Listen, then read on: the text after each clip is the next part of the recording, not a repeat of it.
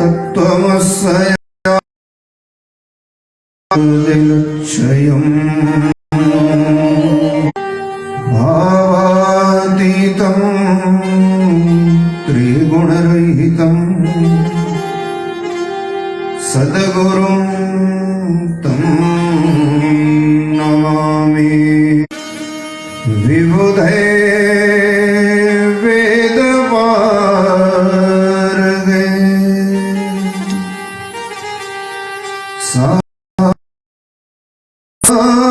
में भवतु जीवग्रे ब्रह्मरूपा सरस्वतीं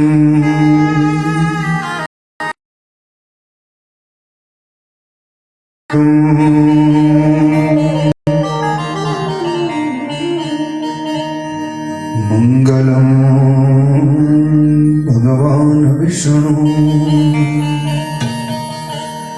मंगलम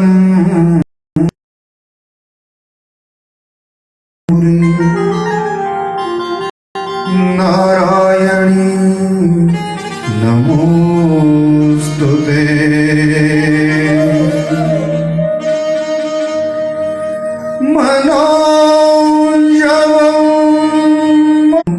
शरणं प्रपद्ये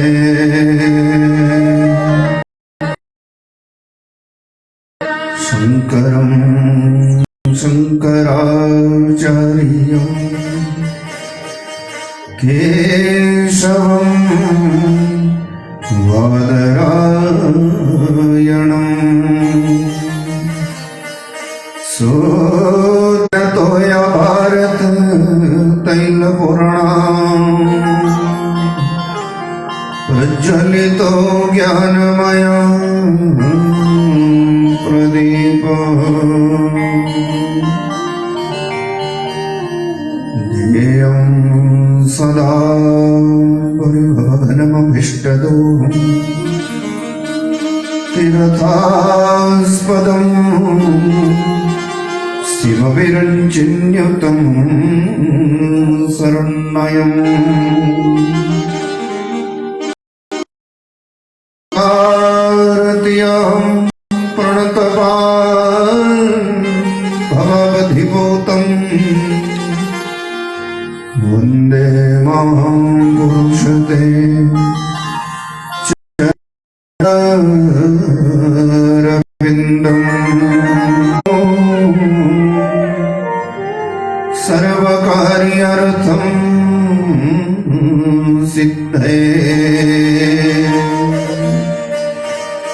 ॐ श्रीमन्नमः गणाधिपतिकरं प्रधानदेवताभ्यो नमः। ॐ श्री सच्चिपुरन्दराभ्यो नमः। ॐ श्रीवाणी हिरण्यगर्भाभ्यो नमः।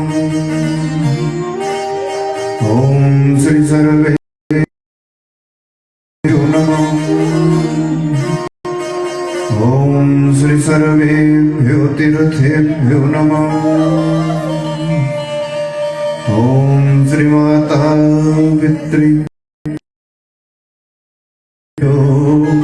नमो नमः।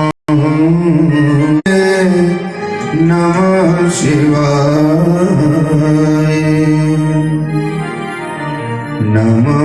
शिवाय ओम नमः शिवाय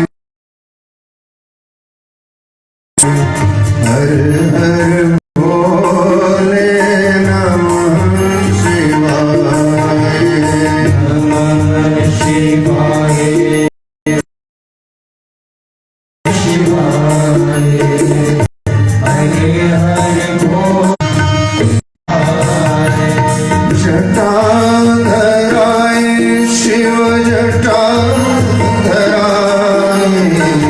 हर हर भोले नमः शिवाय हर हर भोले नमः शिवाय नमः शिवाय नमः शिवाय हरे हरे भोले नमः शिवाय हर हर भोले नमः शिवाय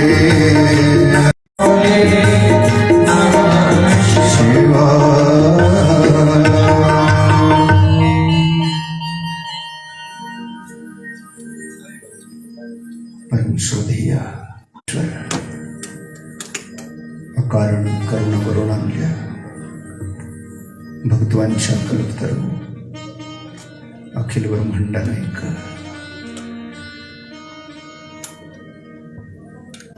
भगवान श्री कृष्ण अनादि अनंत भगवान सदाशिव की मंगमयी प्रतिमा श्री शिव महापुराण आदिशक्ति जगतजननी मां भवानी इस परिसर के समस्त देवी देवतागण परमादरणीय संत वृंद श्रद्धेय विद्युत मंडली सर्वाग्रगण्य विद्वान महानुभाव श्रद्धेय समस्त पुजारी वर्ग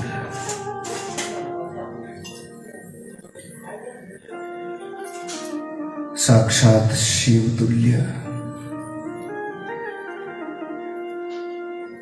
अति उत्तम पवित्रतम श्रावण मास में शिव महापुराण की दिव्य गाथा की रसपान करता पावन आप समस्त पुण्यात्मा सर्वविदित हैं। शिव महापुराण की दिव्य कथा को लेकर हम आप सब संवेद रूप से एकत्रित हैं। आज हमारे यहाँ 11 दिवसीय और मैं निवेदन किया था कलयुग है। कलयुग का स्वभाव ही है हर एक कार्य में विघ्न करना। पुण्य के कार्य में जिस दिन से भगवान कृष्ण लीला समेटे उसी दिन से एक पल गवाए बिना आगता कली सर्व साधन बाधका, सब साधनों में बाधा करने वाला कलयुग आ गया। तो साधन है कलयुग में केवल हरि नाम, और साधन में बाधा करता कलयुग।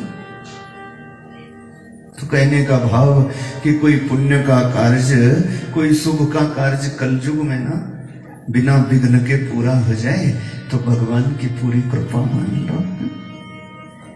तो बोले सदगुरुदेव भगवान की जय। आई परम पूज्य सदगुरुदेव भगवान को वंदन करके आज की इस दिव्य चर्चा को प्रारंभ करें। शोभायमान मंगलमयी अपनी व्यासपीठ से इस महान गाथा के रसपान हेतु आप सभी का हार्दिक अभिनंदन, हार्दिक स्वागत है। कि भगयोदय न बहु जन्म समर्जितेन पुण्येन तो सत्संगमं च लभते पुरुषो यदा वै। ऐसे सोचकर भगवान का दरबार, सज्जनों की संगति, सावन का महीना और शिव कथा, ये एक जन्म के पुण्य का संजोग नहीं होता। मैं आपको सुनाया था, एक जन्म के पुण्य से हमारे को अच्छा खानदान मिल सकता, एक जन्म के पुण्य से हमारे को अच्छी मान पदवी प्रतिष्ठा मिल सकती, एक जन्म के पुण्य से हमारे को अच्छा नाता रिश्तेदारी मिल सकती, एक जन्म के पुण्य से हमारे को बढ़िया खान पान रहन सहन मिल सकता। पर संत समागम हरि कथा कि तुलसी दुर्लभ दोए, सज्जनों की संगति, भगवान की कथा, ये दुर्लभ है। ये तो जन्म जन्मांतरे भवेत पुण्यम, कई कई जन्मों का पुण्य जब उदय हो तभी प्राप्त होती है। तो बड़भागी होते वो लोग जिनको मिलती भगवान की कथा, बड़भागी होती वो जगह जहां गाई जाती भगवान की कथाएं, और धन्य हो जाता वो जीवन कि धन्य घड़ी सोई जब होई सत्संगा। जीवन की वो घड़ी धन्य हो जाती जब सत्संग होता उनसे। तीर्थ धाम नैमिषारण्य पर बैठे बैठे सौन का 88,000 ऋषि पुराण वेता व्यास शिष्य महाभाग सूत जी से करते शिव चर्चा। ये वही कथा है जो पहले स्वयं भगवान शंकर ने नंदीश्वर को सुनाई थी।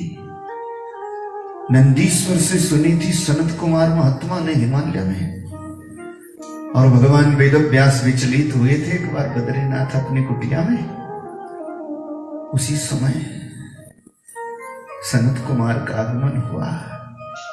उन्होंने वेद व्यास जी को शिव तत्व का उपदेश दिया और वो स्थिर बुद्धि हो गए, अपना मूल जान गए, वास्तविकता क्या है। जो तत्व सनत कुमार जी ने बताया उसी की व्याख्या करके भगवान वेद व्यास जी ने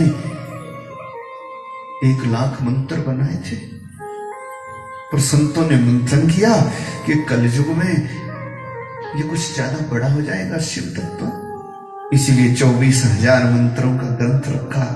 7 संहिताएं, विश्वेश्वर संहिता, रुद्र संहिता, शतरुद्र संहिता, कोटि रुद्र संहिता, उमा संहिता, कैलाश संहिता और वायु संहिता, ऐसी 7 संहिताएं, 24,000 मंत्र। 18 पुराणों में 5वें नंबर का ये शिव महापुराण अद्वितीय है। उसी की कथा हम आप यहां सुन रहे हैं, तो पहले प्रेम से हम शिव महापुराण को एक बार वंदन कर लें, ताकि भगवान शिव अपने चरणों में प्रेम प्रदान करें। कि वंदे अहं शिव पुराणं सर्वदा प्रसन्नधी, शिव प्रसन्नतायां दद्यात् स्वापदयोरतिम्।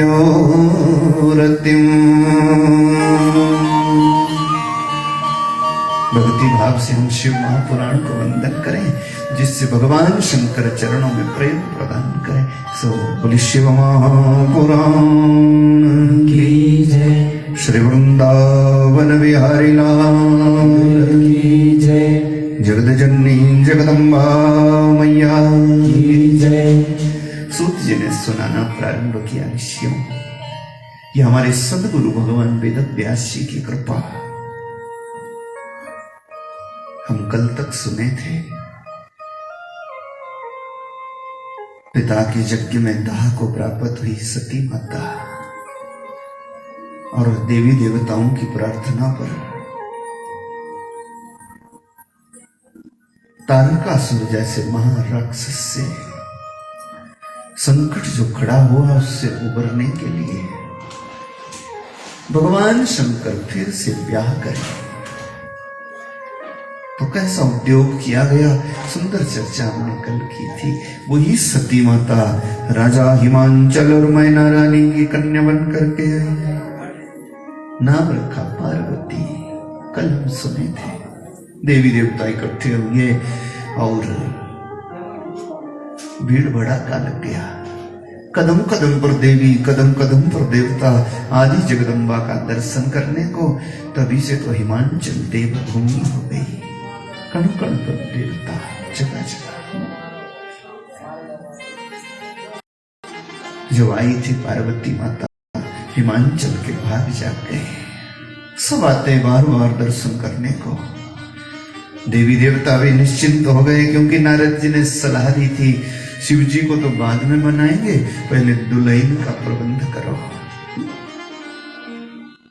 हिमाचल में नारानी, राजा हिमाचल में नारानी, जिस घर सती ने जन्म लिया है, जिस घर सती ने जन्म लिया है, राजा हिमाचल में नारानी, राजा हिमाचल में नारानी। गौरा ने जब जन्म लिया था,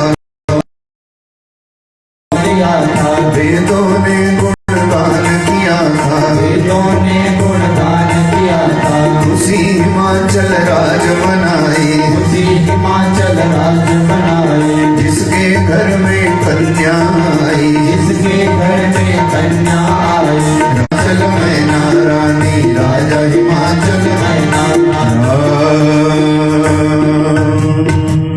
हिमांचल महाराज और मैना रानी के घर में सती माता कन्या बनकर के पधारी लोक कल्याण के लिए।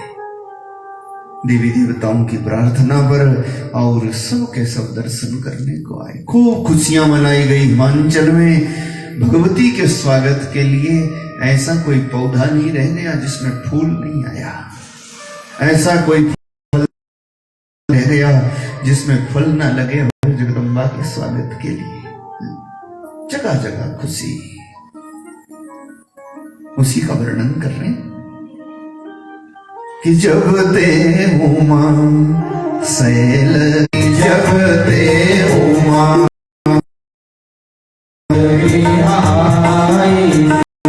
सकल लोक सुख संपदा छाई, सकल संपदा छाई। हर प्रकार की संपदा समझाए। क्यों? क्योंकि नदी तोड़ेगा ना तो ही तो ब्याह को मानेगा। सो तो नारद जी ने कहा था देवताओं को,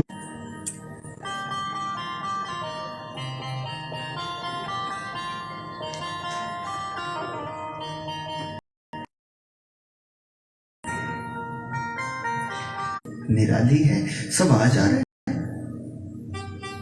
उधर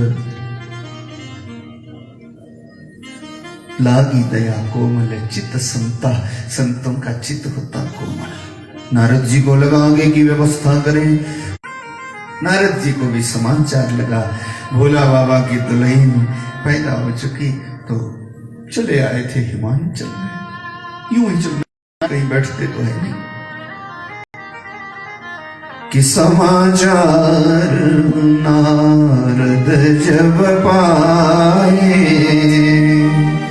समाचार नारद जब आए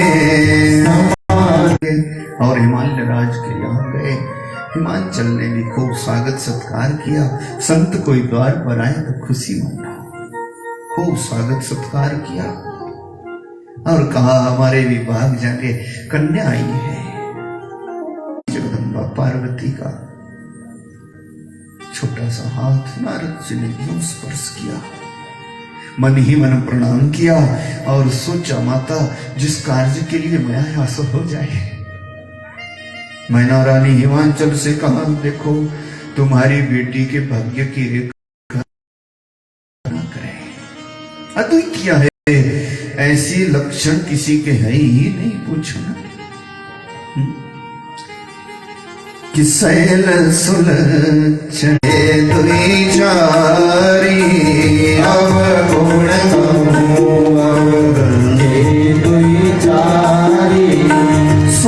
पर्वतराज तुम्हारी बेटी के भाग्य की कितनी सराहना करें।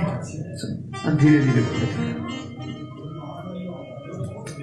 थोड़ा हल्का रखो भाई, हल्का हल्का। आपकी बेटी के भाग्य की क्या सराहना करें। जितने लक्षण होते सबके सब है, इसमें संपूर्ण लक्षणा होती है। पर सुनो, अब नारद जी तो नारद जी है, नारद जी का परिचय है आपसे, ये आपका परिचय है नारद जी से। नारद जी को जानते आप? आपके वहां होता नारद है? आपके होता नारद, कहीं भी खता नहीं खाओगे। एक ही तत्व है, क्या? श्रीमन नारायण नारायण नारायण, श्रीमन नारायण नारायण नारायण, श्रीमन नारायण नारायण नारायण, श्रीमन नारायण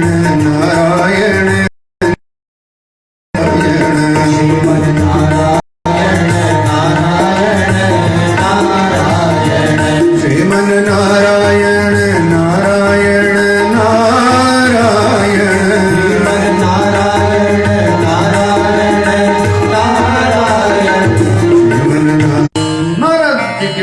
नारायण है ना, उसका कोई क्या बिगाड़े।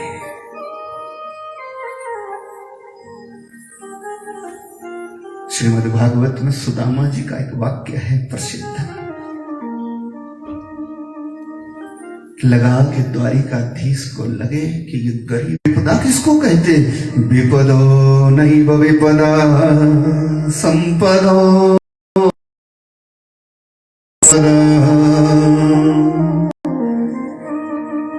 कि विपदा विस्मरणं विष्णु संपदो नारा। वो असल में विपदा नहीं होती, पीड़ा होगी, विपदा नहीं है तो कर्म फल है भाई, भोगना पड़ेगा, उसमें डरते क्यों? जब कर्म करते ही कतराते नहीं। संपदो नैव संपदा, और ये गाड़ी बंगला है सो हराम, पदवी प्रतिष्ठा ये संपदा नहीं है केशव। कौन है? तो नारद जी के पास ये तत्व है, उनके पास नारायण नाम है। तो कहीं भी जाए ना सब उनका अपना ही बन जाता है। तो मैं तो सलाह करता है आप भी अपना लो, जहां कहीं भी जाओ सब आपका अपना ही हो जाए। मुझे नारायण भगवान की जय। अब नारद जी ने बात बनाई थी, नारद जी ने कहा हिमांचल महाराज, मैना रानी दुखी हो गए। क्या है नारद जी? मैना रानी ने जिज्ञासा प्रकट की, बताओ तो सही ना क्या है। नारद जी ने कहा वैसे ज्यादा भी नहीं है, पर आप मानते भी नहीं, क्योंकि समझा ना, पर आप मानते भी नहीं तो फिर क्या? क्या गुण अमान मातु पितु हीना, उदासीन सब संसार। पर इसका जो घर वाला होगा ना, अगुण अमान मातु पितु हीना, घर वाले के कोई माता पिता नहीं, कोई रिश्तेदारी नहीं, कोई ना गुण अवगुण कुछ भी नहीं, ये तो निर्गुण ही होगा समझ लो। और कि जोगी जटिल कामी मन, जोगी, ये जो जोगी शब्द है ना, ये समझने में बहुत कठिन है। कहने को तो आसान है, समझने में बहुत कठिन।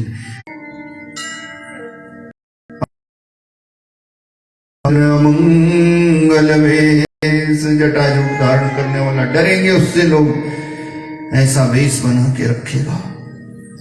बस ऐसी रेख पड़ गई और कुछ नहीं, और ठीक है। और मैना रानी तो व्याकुल हो गई। मैना रानी ने कहा बेटी के हाथ में ऐसी रेखा पड़ जाए। मैंने कहा कुछ और तो कुछ नहीं है, पर एक उपाय है जरूर।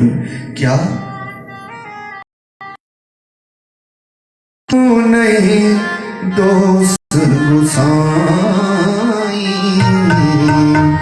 रवि पावक सुरसरी के नाई समर्थ कहूँ नहीं। समर्थ का दोष दुनिया नहीं देखती, बड़ों का दोष कौन देखता। रवि पावक सुरसरी की नाई, सूरज का तेज देख के उसका दोष कौन देखे भाई। अग्नि का दोष कौन देखता। वही अग्नि किसी की धन संपदा भी जला देती, वही हवन की आहुति देवताओं तक पहुंचाती, वही मुर्दा जलाती, कौन बुरा मानता। अग्नि तो अग्नि है, देवता है, कोई दोष नहीं देखता। गंगा जी कौन दोष देखता। छोटा मोटा नदी नाला हो तो कौन पानी पिए। और वही नदी नाला जब गंगा जी में जाकर के मिल जाए तो गंगोदक होए, फिर वो पवित्र गंगा जल बन जाता। और जब मरने भी लगते ना हम लोग, दांत भी लग जाए तो भी बेटा चम्मच घुसेड़ के एक दो पिला ही देता है, बोले मुक्ति होगी। और निश्चित है गंगा जी की महिमा। कलयुग में तो गंगा जी से परे कोई तीर्थ नहीं है। नमस्ते गंगा समतीर्थम ना देवो केशवात परा। गंगा जी से परे कोई तीर्थ नहीं, ठाकुर जी से परे कोई दिव्य शक्ति नहीं। कलयुग में ना गति है तो हरि नाम में। कलो केशव कीर्तनात्, केवल कृष्ण कीर्तन, कृष्ण कीर्तन।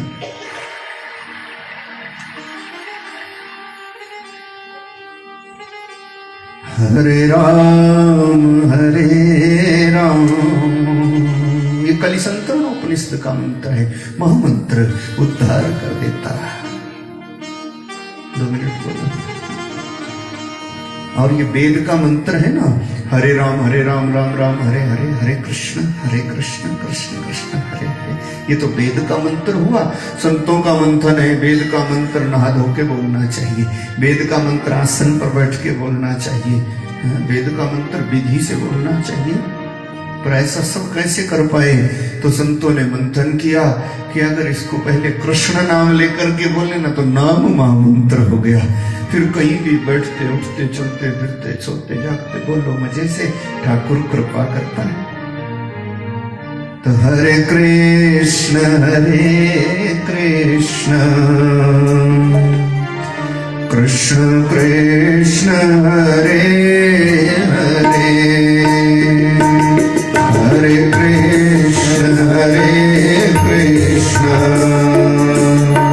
कृष्ण कृष्ण हरे हरे, हरे राम राम राम हरे हरे, हरे राम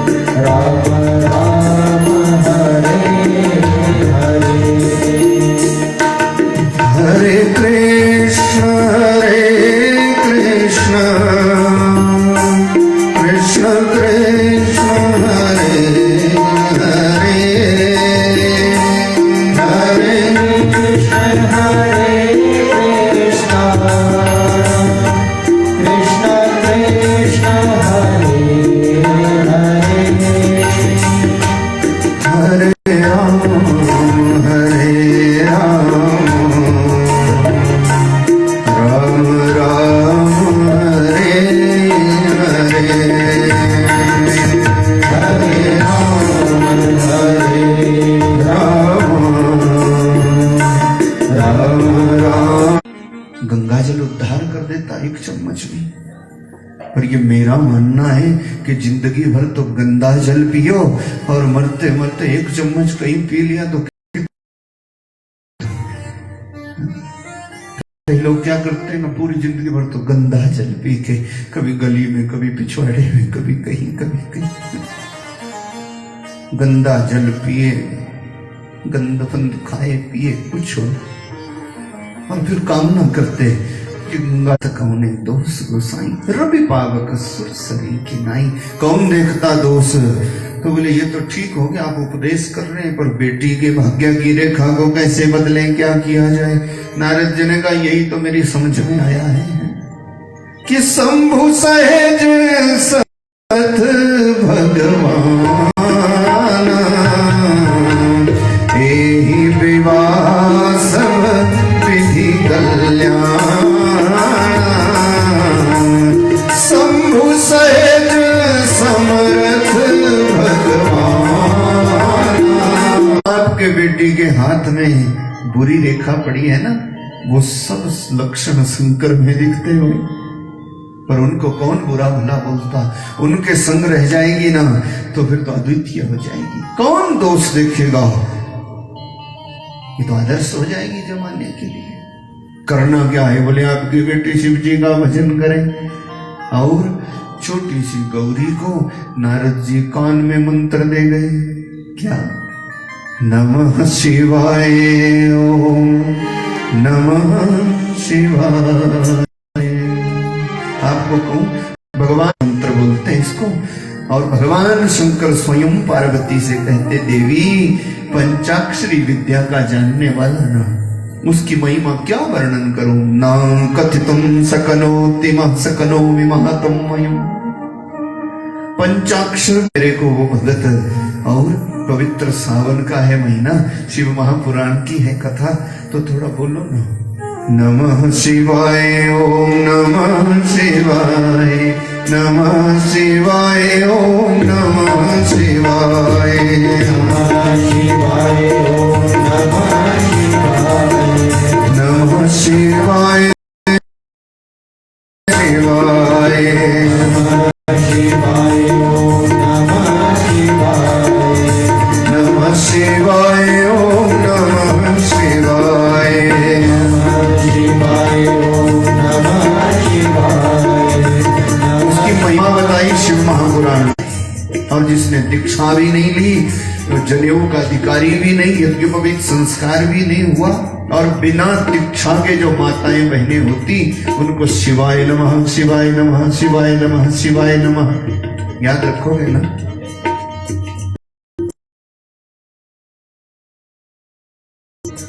जो गुरुमुखी है, ओम नमः शिवाय, जिन्होंने ना गुरु मंत्र लिया नहीं ना, उन पुरुषों को नमः शिवाय नमः शिवाय नमः शिवाय।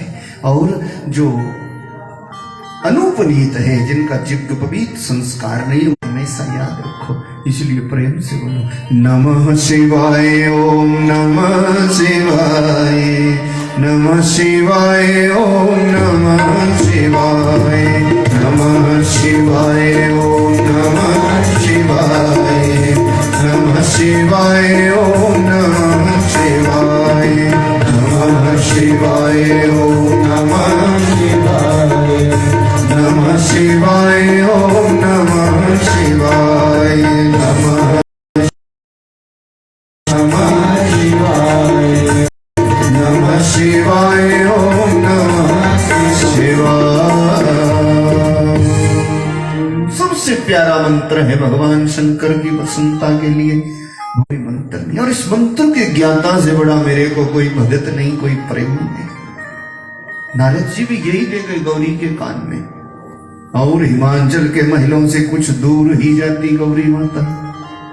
आपको मैं कल सुनाया था, जम्मू से श्रीनगर रोड पर जाओ तो कोई 120 किलोमीटर लगभग जाने पर एक स्टेशन आता, पटनी टॉप आता, जब श्रीनगर की तरफ। मैं भी गया एक बार, यूं ही देखभाल करने को, कभी मैं जाता रहता जब खाली होता।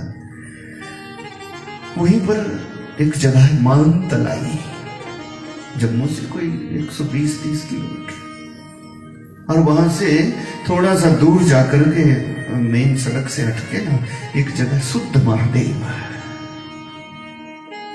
जो लोग गए मैं कथा में कहता रहता, तो कुछ लोग तो मुझे बाद में बोले थे कि मैं ये कथा सुन के ही देखने को गए थे, बढ़िया जगह है? शुद्ध महादेव, वहीं पर हिमांचल के महल होते हैं, उसके पास में ही पार्वती माता बालू की मूर्ति बनाती है, भगवान शंकर की पिंडी, और घंटों बैठे बैठे छोटी उम्र में जपती रहती ओम नमः शिवाय, ओम नमः शिवाय, ओम नमः शिवाय। नारद जी ने गए थे मंदिर घंटों भगवान शंकर को मनाने के लिए। यूं तो चल पड़ी पार्वती की साधना, और वहां क्या हुआ, देवी देवताओं ने सोचा अब दुल्हन तो तप में भी लग गई, ब्याह करेगी शंकर जी से और हमारा उद्धार होगा, क्योंकि तारकासुर ने वरदान पाया है ब्रह्मा जी से, शिव जी का हो ब्याह, उनके तेज से हो पुत्र, उसके हाथ से ही मैं मरूं नहीं तो मरूं नहीं। इसने देवताओं के अधिकार छीन लिए, इसीलिए दुखी है देवी देवता। अब भोला को मनाए कैसे, तो भाई चले सब के सब। अब दुल्हन तो तैयार हो गई, नारद जी ने जैसे कहा, पार्वती का जन्म हुआ तो भगवान अब शंकर को पर्वत पर, और वहां पर कहने लगे प्रभु मान जाओ ना, तोड़ो ना समाधि, भगवान शंकर की समाधि वाला कौन तोड़े। शंकर सहज स्वरूप समारा लागी समाधि, बड़ी भारी स्तुति गाई, बड़ा भारी, समय समय पर आपने कृपा की, अब भी समाधि तोड़ो, ब्याह कर लो बाबा। पर पहाड़ जैसा बाबा कहाँ हिले।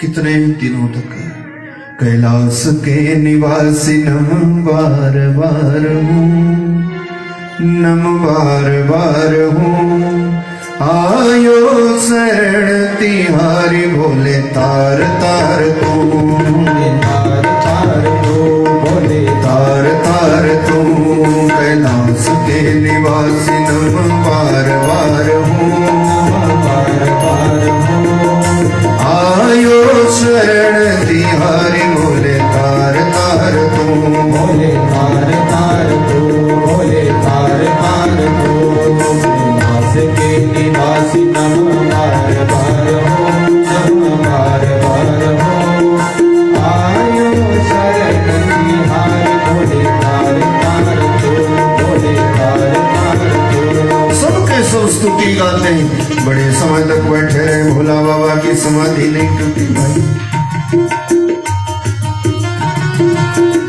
बड़ी भारी वंदना किए, बड़ा कुछ इंतजाम, पर भोला बाबा कहाँ समाधि तोड़े। कि बखान करूं क्या मैं राखों के ढेर का, चपटी विभूत में खजाना कुबेर का, बखान करूं क्या मैं राखों के ढेर का, चपटी विभूत में खजाना कुबेर का, गंगाधार मुक्ति द्वार ओंकार तू, गंगाधार मुक्ति द्वार ओंकार तू, आयो शरण तिहारी भोले तार तार तू, भोले तार तार तू, भोले तार तार तू, कैलाश के निवासी नम बार बार हूँ, नम बार बार हूँ, आयो शरण तिहारी भोले तार तार तू, भोले तार तार तू, भोले तार तार तू। हमारी शरण है कैलाशवासी बाबा, तोड़ो समाधि। देवी देवता बार बार प्रार्थना कर रही, जब जब भी जरूरत पड़ी आपने उद्धार किया, आप भी आ जाओ ना, हमारा कल्याण करो।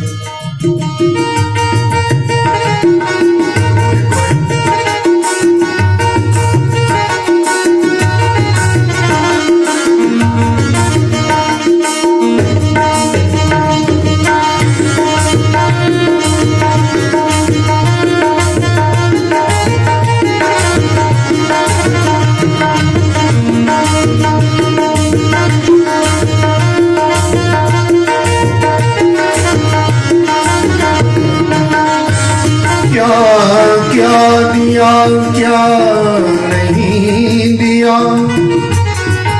अब क्या क्या प्रमाण दूं कि क्या क्या दिया क्या नहीं दिया, अब क्या क्या प्रमाण दूं। जहर पिया जीवन दिया, कितना उदार तू। गंगाधार मुक्ति द्वार ओंकार तू, गंगाधार मुक्ति द्वार ओंकार तू। आयो शरण तिहारी भोले तार तार तू, भोले तार तार तू, भोले तार तार तू। कैलाश के निवासी नमः बार बार हो, बार बार हो। आयो शरण तिहारी भोले तार तार तू, भोले तार तार तू, भोले तार तार तू, भोले तार तार तू, भोले तार तार। सुनिदैवाधिदैव महादेव की जय। बड़ी भारी स्तुति गाई। भोला बाबा ने समाधि नहीं तोड़ी पर श्रम जरूर हुआ, मेहनत जरूर हुई बड़ा, क्योंकि तप में तो एकांत चाहिए ना। इसीलिए जिसका तप करने का विचार हो, तस्मादेकैव चरेत साधु, इसीलिए संत को हमेशा अकेला रहना चाहिए। संत हमेशा अकेला रहे।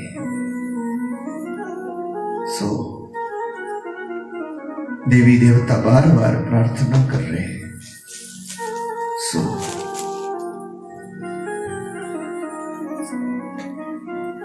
भोला बाबा को थोड़ा पसीना टपका, जो श्रम हुआ आंख डबडबाई भोला बाबा ने, पसीने की बूंद गिरी धरती पर। सो भाई एक सर्वांग सुंदर रक्त वर्ण का पुरुष पैदा हो गया और साथ में सर्वांग सुंदरी देवी। देवताओं ने ऐसी चाल चली। सो हाथ जोड़ के कहने लगी, लो जी बाबा का पुत्र हो गया, लो जी बाबा का पुत्र हो गया। अब यही मारेगा तारकासुर को। भोला बाबा ने कहा, कौन पुत्र, कैसा पुत्र? बोले आपका पसीना टपका ना तप के कारण, तो ये हो गया। भोला बाबा ने कहा, तू कौन है? मैं भूमि धरती, मैं भूमि हूं। भगवान भोलानाथ ने कहा, हमारा कोई पुत्र नहीं, हम तो साधना कर रहे हैं, तू भूमि है, जा तेरा ही पुत्र हुआ। नाम भी रख दिया भौम। बोली नारायण भगवान। जो मानी ही नहीं बाबा, ये पुत्र तो आपने हमारे को दे दिया, पर इसका क्या नाम, इसका क्या धाम, ये कैसा होगा? भगवान ने कहा, तू भूमि है, ये तेरा पुत्र भौम होगा, और जा ये भौम तेरे को ना नाम रखेगा, तेरा अमर होगा। इसको ग्रहों में स्थान दे दिया भगवान शंकर ने, वही तो मंगल ग्रह हुआ। ये भगवान शंकर का बेटा है। मंगल ग्रह कोई हनुमान जी नहीं है। कोई कहता है माता है मंगल, कोई कहता ना, असल में जो भौम ग्रह है ना, जिसको तारामंडल में जगा दी भोला बाबा ने, वो भूमि का पुत्र भगवान के पसीने से पैदा हुआ, वो मंगल है जी, रक्त वर्ण का। देवताओं का ये प्रयास भी निष्फल हुआ। अब क्या करें, भोला बाबा का पुत्र तो हुआ नहीं, कैसे हमारा छुटकारा होगा इन राक्षसों से? लो जी मुंह बना के देवी देवता थके हारे कैलाश से वापस आ गए। अब कोई और इंतजाम करते। और यहाँ भगवान शंकर की समाधि में तो विघ्न हो गया था। भोला बाबा ने अपने गणों से कहा, अब ये देवता हमें बार बार तंग करते रहेंगे, मन नहीं लगेगा भजन में, चलो यहाँ से। और कैलाश पर्वत से, आकाश मार्ग से होते होते अपने गणों को लेकर के भगवान शंकर लोक कल्याण की इच्छा से हिमालय के शिखर पर आ गए। वहीं पर डेरा डाल लिया गणों के संग धूणी रोमाली बाबा ने। अब देखो, हिमांचल की महारानी एक के हुई मैना रानी के पार्वती, सो महिलों के साथ में ही भजन करती भगवान का। और इधर भोला बाबा भी देवताओं से परेशान हुए कि तब में विघ्न होगा। गणों को लेकर आकाश मार्ग से हिमालय पर्वत पर डेरा डाल लिया है। वही धोनी रमानी, वहां भजन करते। इधर पार्वती माता भजन करती, शुद्ध महादेव। आपको मैं सुनाया ना, तो शिव और सती का नाता तो आज का नहीं है, वो तो आदि शक्ति है, तो आदि पुरुष है। उनके बिना तो सृष्टियां हो ही नहीं सकती। पर संसार की कल्याण के लिए भजन करती ना गौरी माता, तो एक शुद्धांत नाम का राक्षस है, ऐसी कथा है। उसने भी देखा इतनी छोटी सी बेटी कितना भजन करती, घंटों बैठ के शिवलिंग के आगे। स्वभाव तो इसका शुद्ध था, ये दुख नहीं देना चाहता गौरी को, और पीछे आके खड़ा हो गया जी, बड़ा विकराल चेहरा, देखने में डर लगता ना, राक्षस है आखिर। हाँ माँ जी डमरू रहने दो, अब घंटी काफी हो गई। नहीं माँ जी डमरू भी खड़काने लग गई। बोले वृंदावन बिहारी लाल की जय। कथा में ये सब वर्जित होता, आपको कहूं, क्योंकि भोला बाबा भी कथा सुन रहा, उसको टन करोगे ना तो ठीक नहीं है, गड़बड़ी होती, और उससे डबल मेरे को होती जी। बोली वृंदावन बिहारी लाल की जय। सो महाराज भोला बाबा साधना में बैठता रहे ना, एक दूसरे का शिव सेवा, इनके बिना तो सृष्टि हो ही नहीं सकती। गौरी माता भजन करती, ओम नमः शिवाय, ओम नमः शिवाय, ओम नमः शिवाय। और जैसे ही शुद्धांत राक्षस पर नजर पड़ी ना छोटी गौरी की, विकराल चेहरा, चीख निकल गई पार्वती माता की। और ये चीख और किसी ने सुनी हो चाहे नहीं, पर हिमालय के शिखर पर बैठे भगवान शंकर ने सुनी। और जो धोने के पास बैठे थे ना, त्रिशूल डमरू लेके, उठाया अपना त्रिशूल भारी भरकम, और पार्वती की रक्षा के लिए फेंका जी हिमालय पर्वत से। सीधा पड़ा शुद्धांत राक्षस का सफाया, और गिर गया पार्वती के पास में। मरने लगा तो जोर जोर से कहने लगा, प्रभु ये क्या किया आपने, मेरा भाव तो शुद्ध था, मैं पार्वती को कष्ट नहीं देना चाहता था। मैं तो ये देख रहा था कि साधना कितनी बड़ी है, इतनी छोटी उम्र, इतनी साधना। मेरा भाव शुद्ध था, मेरा भाव शुद्ध था। पार्वती माता को आई दया, भगवान शंकर ने उसको कहा, जा घबरा नहीं, आज से मैं भी यही रहूंगा और तेरे को अमर कर दूंगा। इस जगह को ही शुद्ध महादेव के नाम से जानेंगे, तेरे कारण ही। उसी को बोलते शुद्ध महादेव। शुद्धांत राक्षस को जहां मारा, भगवान शंकर का फेंका हुआ त्रिशूल भी है, उसके तीनों सिरे दिखते, उन्हीं की पूजा भी है। ऐसी जगह है पार्वती माता जहां भजन करती है। कैलाश पर्वत पर, हिमालय पर्वत में भगवान शंकर है।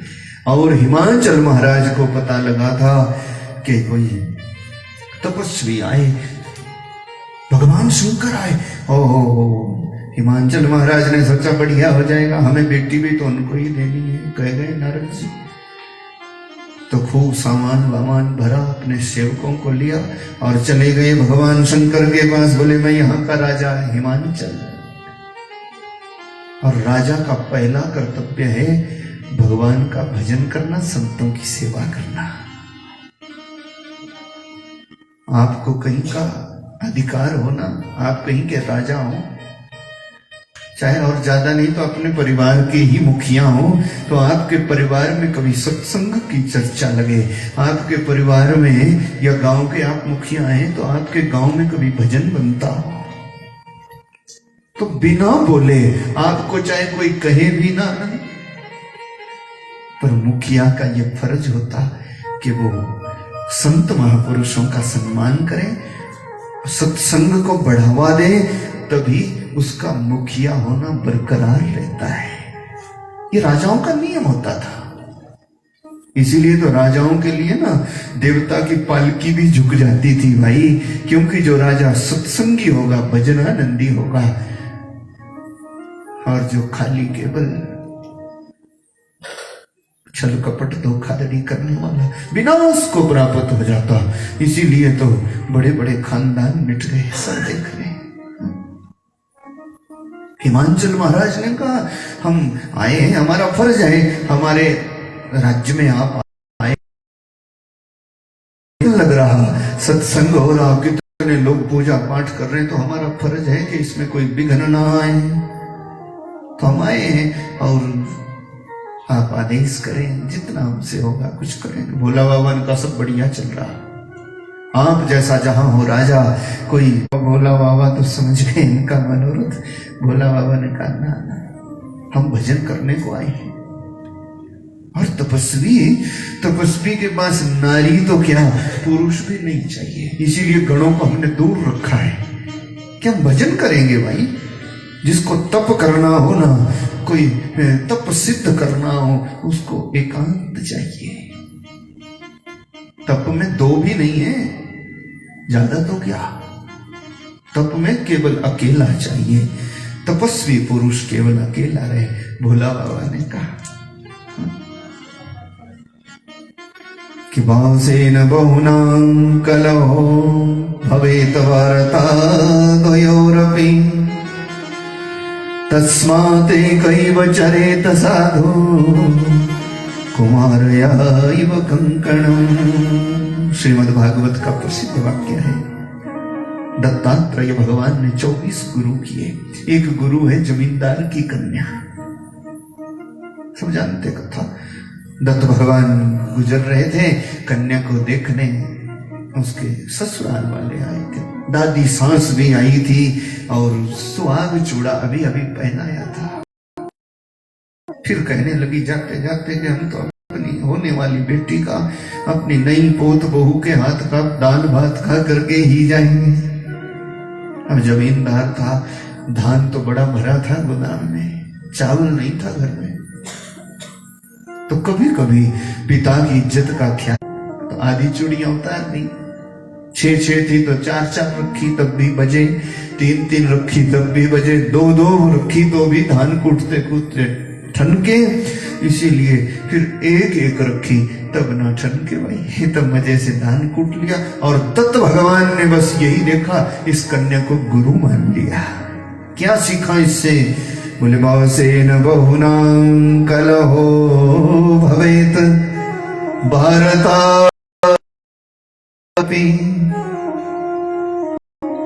बड़े भारी लोग इकट्ठे रहेंगे ना, तो कलेश का डर रहता, भजन नहीं बनता।